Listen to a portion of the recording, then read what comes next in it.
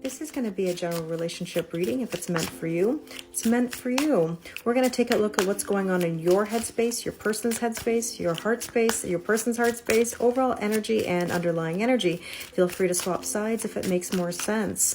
So in your headspace today, there's confusion. You're wondering where things stand in this connection. In your person's headspace, we have alchemy.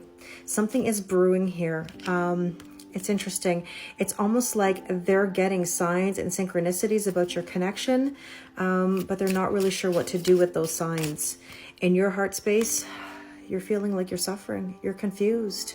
You don't know why things are the way they are in this connection right now. In your person's heart space, there could be a third-party situation, okay? Let's take a look at what the overall energy between the two of you is. Okay, so someone's in their comfort zone. So, you know, we're sort of accepting things that we don't really normally accept. And underlying energy here is fate and detours.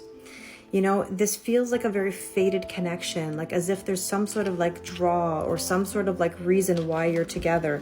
Let's clarify some of these cards and we'll go another round. So let's look back at your headspace. You were confused and you're confused about communication.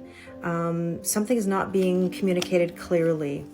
Let's see what's going on in your person's headspace. See strength, Leo energy.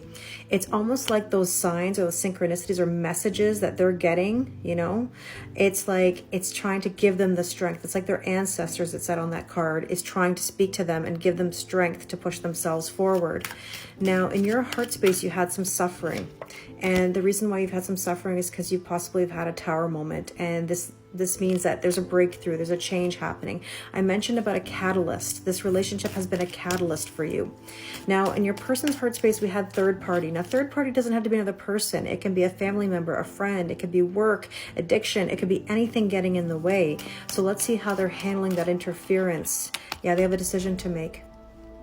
They really do. They have a decision to make. They have to figure things out. Now, the overall energy here, things are stuck. So again, that decision is going to make a difference because there is some sort of like clinging on to the past or the comfort zone. Somebody keeps retreating back to past hurts, and this is not good for your connection, especially when it's very deep connection.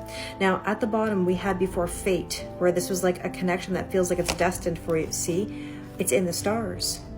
So in other words, what this means is you need to find some confidence or some decisions that need to be made and to effectively communicate. If you like this style of reading, I offer a 10-minute recorded video on YouTube. Go to my website for more info.